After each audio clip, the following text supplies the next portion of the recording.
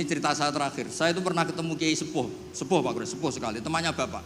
Datang ke saya, agak kacau betul ini, mentang-mentang temannya Bapak sama saya itu gak bosok. Saya tetap cium tangan untuk temannya Bapak. Pas rame-ramenya MUI ngaramkan rokok itu. Gus, saya ini mau tanya jenengan, kalau jenengan jawab haram tak lawan. Waduh, kalau jawab haram tak lawan katanya. Kalau jawab halal tak ikuti katanya. Yang saya senang dari cerita dua Kiai sepuh ini begini. Saya ini Kiai sepuh, Gus. Saya ini hiburan saya itu rokok. Rokok di pojok musola. Habis maghrib sampai jam 10. Kalau istri sudah tenang, enggak berontak baru pulang gitu. Karena kalau belum ngantuk itu bawaannya ngomel kan. Ini yang cerita dua orang ini. Jadi hiburan saya itu rokok sama teman-teman musola. Tapi sekarang rokok diharamkan. Tolong kasih tahu MUI, Gus. Raro rasanya jadi kiai katanya. Kalau orang awam hiburan kan bisa lihat dangdut katanya, bisa saweran. Saya ini kan kiai Gus, gak pantas. Hiburannya hanya rokok, gitu aja kok diharamkan. Ya sudah bah, halal kata saya. Oh itu senengnya bukan main. Setelah itu kemana-mana bilang kata Gus Pak halal gak? Waduh. Alasannya itu hiburannya katanya. Jadi saya semenjak jadi kiai itu ya sering dapat orderan fikih itu. Ya maksud saya beragama itu mudah. Yuridu wa bikumul yusra wala yuridu bikumul usra. Jadi ana intadoni abdi. Makanya sampean harus yang seneng, yang ceria. Karena ini untuk ngelawan setan. Setan tuh suka kalau orang Islam tuh susah, kemudian menyalahkan agama ini, menyalahkan sistem alam raya ini sehingga tidak ridho dengan kodok. Makanya disebut innaman najwa minasyaitoni liyahzunal ladzina amanu. Jadi kalau pikiran yang ngajak susah itu minasyaiton. Berarti yang ngajak seneng itu minallah. Makanya saya ini ustadz beneran ini karena ngajak orang seneng gitu. Kalau yang ngajak susah itu masalah itu.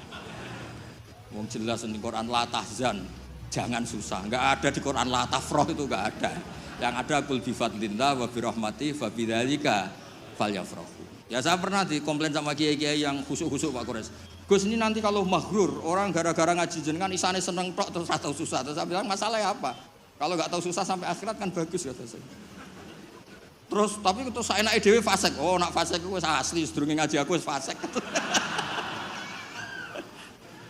Kok nyala-nyalain saya kata saya.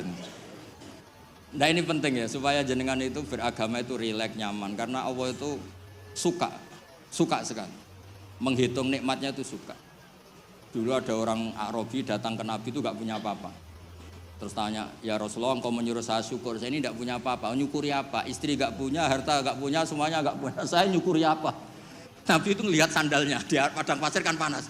Lah itu 2 sandal kamu, kalau kamu gak punya ini panas. Oh iya ya Gusti, alhamdulillah. Hanya punya sandal itu.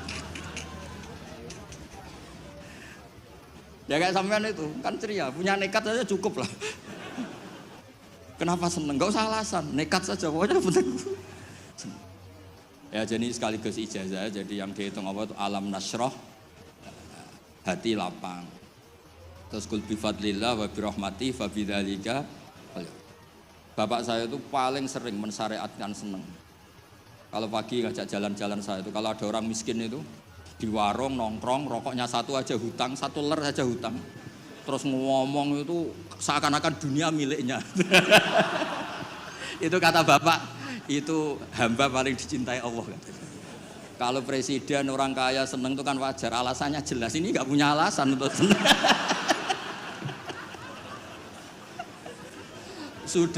Sudah biar tetap seneng gitu. Nanti kalau gugat Allah malah repot katanya. Kalau gugat Allah malah apa? Repot. Lu itu betul. Orang itu masih hidup kalau ketemu saya. Gak enak aku sudah jenengan jadi kiai. Nakal ra pantes, gak mulang gak pantes.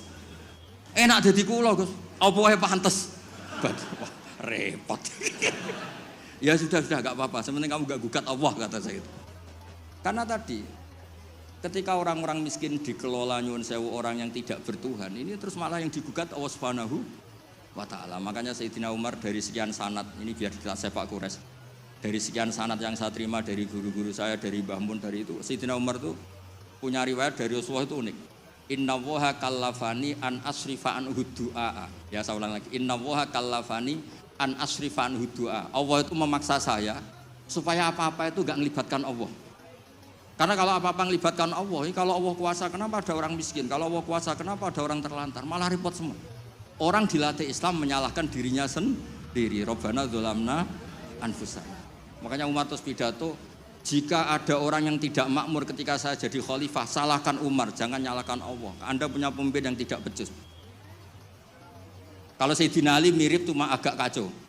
Diskusinya agak kacau. Tapi kacau ilmiah tetap bagus. Ada orang ngelapor, ya Ali, ketika kita dipimpin Umar, dipimpin Abu Bakar, Umar baik. Kenapa setelah engkau pimpin kacau? Konflik, kata Ali. Ketika Abu Bakar, Umar mimpin, itu rakyatnya baik-baik kayak saya. Pas saya mimpin, rakyatnya kayak kamu.